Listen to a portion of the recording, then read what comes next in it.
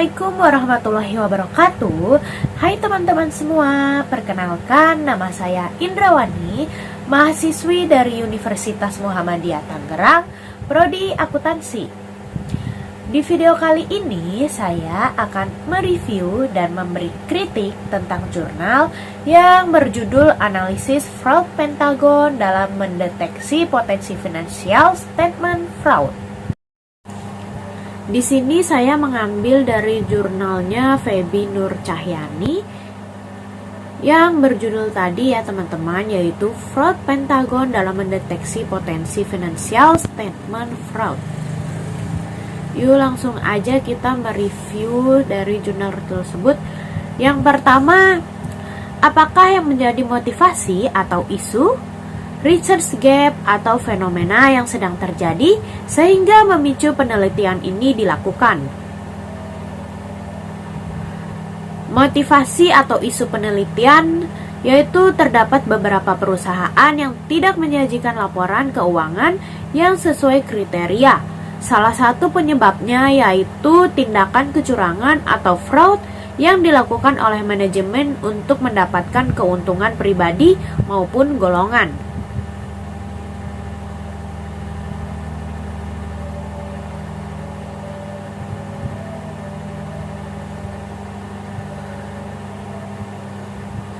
Research gap-nya, kecurangan merupakan tindakan penipuan atau kekeliruan yang dilakukan oleh seseorang atau badan yang mengetahui sesungguhnya bahwa kekeliruan dapat mengakibatkan timbulnya manfaat yang tidak baik kepada individu atau entitas atau pihak lain. Nah, fenomena dari kasus ini yaitu kasus yang terjadi di Indonesia merupakan salah satu bukti bahwa adanya kegagalan audit atas laporan keuangan. Fungsi auditor eksternal dinilai belum mampu mendeteksi dan mencegah adanya kecurangan yang dilakukan oleh manajemen perusahaan. Dilihat dengan fakta dalam sebuah fenomena bahwa adanya praktik manajemen laba menurut Kompas.com yang menimpa pemimpin puncak Toshiba Corporation dalam skandal pengembangan keuntungan perusahaan sebesar 1,2 miliar dolar Amerika Serikat selama beberapa tahun. Dalam temuan yang dirilis tahun 2015, Toshiba harus menyatakan kembali keuntungan pada laporan keuangan. Dalam kasus tersebut, manajemen perusahaan Toshiba melakukan penggelembungan untuk mempertahankan keuntungan perusahaan agar pemegang saham dapat mempercayai saham yang ditanamnya. Lalu kritik dari poin nomor 1 ini, yaitu tidak ada kritik untuk poin ini. Penulis sudah cukup menjelaskan motivasi atau isu penelitian, research gap, dan fenomena dengan baik. Lalu yang kedua, jelaskan artikel-artikel utama dalam penelitian ini. Yang pertama ada Report of the Nation on Occupational Fraud and Abuse.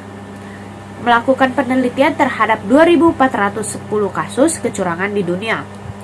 Yang kedua ada Crow pada tahun 2011.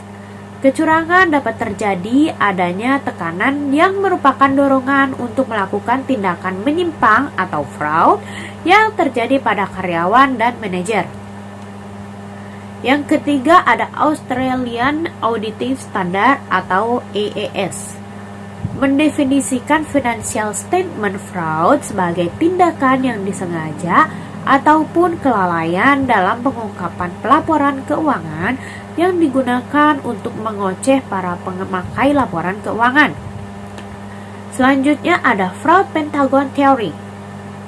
Merupakan perkembangan dari teori fraud triangle oleh Krejci pada tahun 1953 dan fraud diamond yang dikembangkan oleh Wolf Hermansen pada tahun 2004. Selanjutnya ada competence atau kompetisi, merupakan kemampuan karyawan untuk mengabaikan kontrol internal, mengembangkan strategi penyembunyian, dan mengontrol situasi sosial untuk keuntungan pribadinya. Selanjutnya ada Kashmir pada tahun 2013. Dalam Pamungkas 2018, perusahaan yang memiliki risiko leverage yang tinggi berarti perusahaan itu mempunyai utang yang besar dan berdampak pada risiko kerugian yang besar pada perusahaan. Selanjutnya, kritik pada kasus nomor 2 ini. Tidak ada kritik untuk poin ini, penulis sudah cukup menjelaskan artikel-artikel yang menjadi referensi dalam penelitian ini. Di slide selanjutnya, kita akan membahas apakah yang menjadi kebaruan atau novelty dalam penelitian ini. Stabilitas keuangan, tekanan eksternal, target keuangan, sifat industri, keefektifan pengawasan, pergantian auditor, pergantian direksi, dan frekuensi kemunculan gambar CEO secara bersama-sama berpengaruh terhadap financial statement fraud. Untuk kritiknya sendiri, penelitian tidak menjelaskan secara jelas novelty penelitiannya pada bagian abstraksi ataupun pengantar penelitian. Novelty hanya tersirat secara implisit. Selanjutnya, apa research question atau perumusan masalah dalam penelitian ini? Yang pertama ada, apakah stabilitas keuangan berpengaruh terhadap potensi financial statement fraud? Lalu, apakah tekanan eksternal berpengaruh terhadap potensi financial statement fraud? Yang ketiga ada, apakah target keuangan berpengaruh terhadap potensi financial statement fraud? Selanjutnya ada, apakah sifat industri berpengaruh terhadap potensi financial statement fraud? Lanjut ada, apakah keefektifan pengawasan berpengaruh terhadap potensi financial statement fraud? Apakah pergantian auditor berpengaruh terhadap potensi financial statement fraud? Apakah pergantian direksi berpengaruh terhadap potensi financial statement fraud? Apakah frekuensi kemunculan gambar CEO berpengaruh terhadap potensi financial statement fraud? Untuk kritiknya sendiri, peneliti tidak menjelaskan perumusan masalah dengan jelas. Perumusan masalah hanya tersirat secara implisit. Lanjut di slide selanjutnya, ada pertanyaan apa tujuan penelitian ini? Yang pertama, untuk mengetahui stabilitas keuangan berpengaruh terhadap potensi financial statement fraud. Lalu, untuk mengetahui tekanan eksternal berpengaruh terhadap potensi financial fraud. Selanjutnya ada, untuk mengetahui target keuangan berpengaruh terhadap potensi financial statement fraud. Untuk mengetahui sifat industri berpengaruh terhadap potensi financial statement fraud. Untuk mengetahui juga keefektifan pengawasan berpengaruh terhadap potensi financial statement fraud. Untuk mengetahui pergantian auditor berpengaruh terhadap potensi financial statement fraud. Untuk mengetahui pergantian direksi berpengaruh terhadap potensi financial fraud. Untuk mengetahui frekuensi kemunculan gambar CEO berpengaruh terhadap potensi financial statement fraud.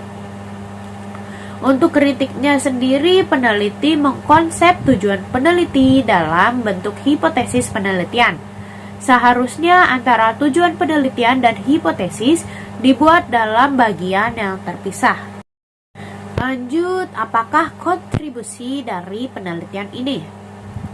Yang pertama, dalam studi ini fokus pada menjelaskan hubungan fraud Pentagon dan potensi financial statement fraud yang berpengaruh kinerja suatu perusahaan.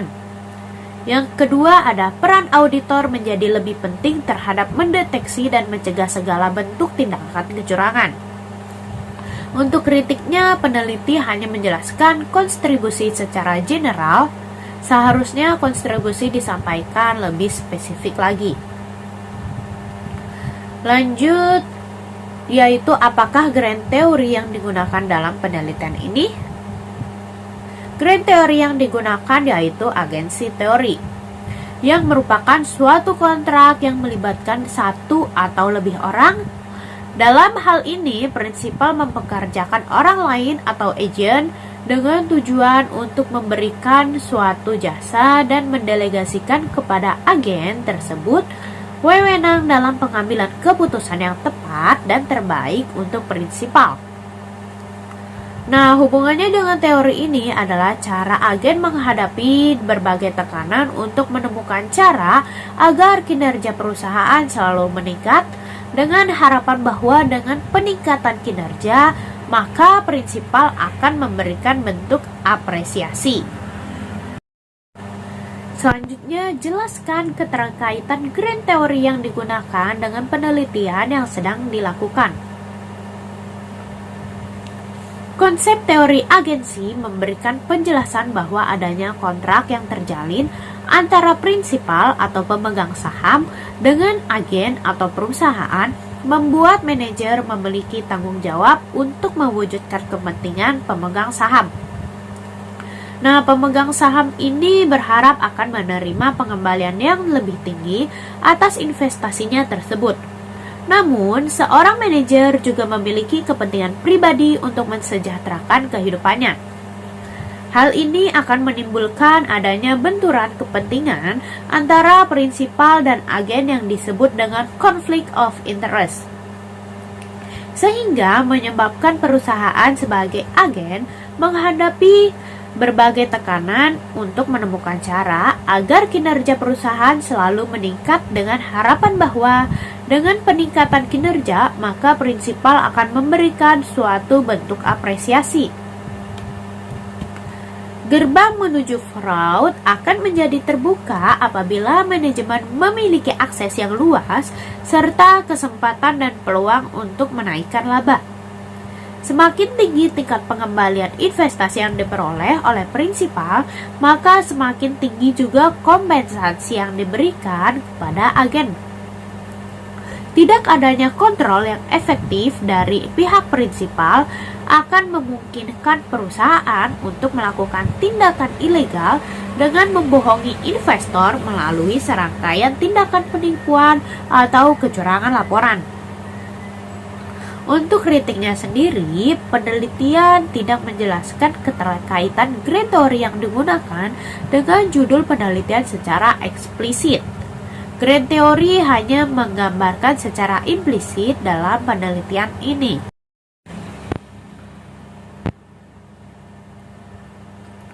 Lalu yang terakhir, apakah simpulan, keterbatasan, dan implikasi dari penelitiannya? Yang pertama, simpulan. Penelitian ini bertujuan untuk membuktikan secara empiris mengenai pengaruh dari pressure atau target keuangan, stabilitas keuangan, dan tekanan eksternal.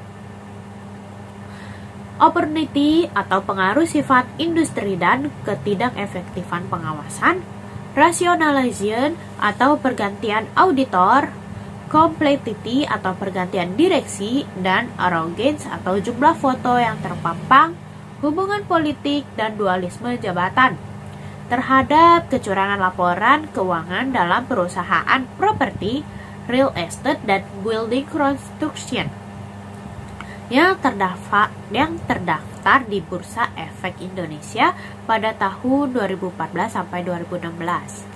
Maka dapat diambil kesimpulan sebagai berikut.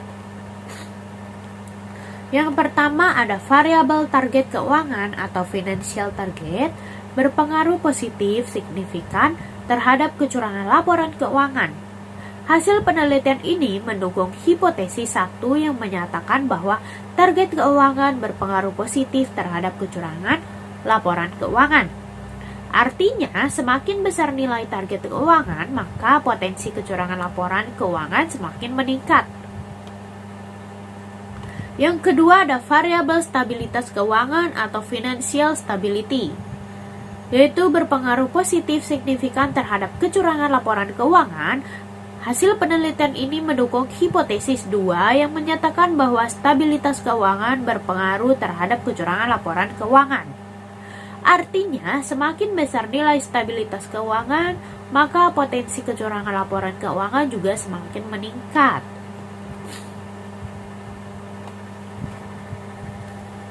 Untuk keterbatasannya, berdasarkan uraian pembahasan dan kesimpulan yang didapatkan, Maka berikut ini adalah keterbatasan yang bisa peneliti sampaikan untuk penelitian selanjutnya. Yang pertama, untuk penelitian selanjutnya diharapkan menggunakan objek penelitian yang lebih luas sehingga dapat menggeneralisasikan hasil penelitian untuk seluruh perusahaan yang terdaftar di Bursa Efek Indonesia.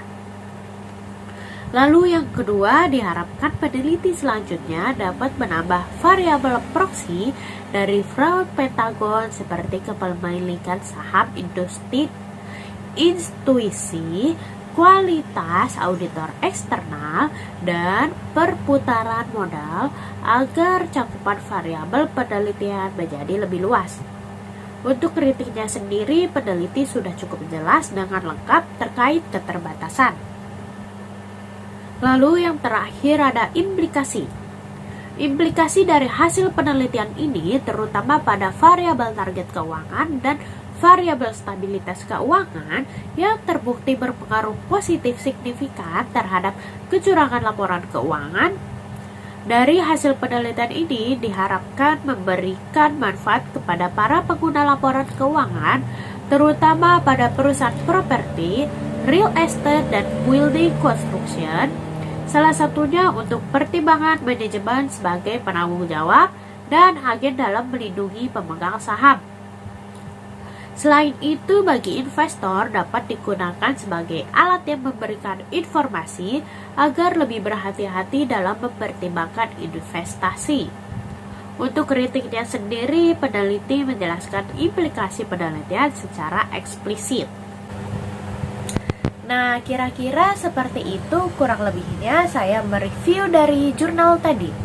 Terima kasih sudah menonton video ini. Sampai jumpa lagi di pertemuan selanjutnya.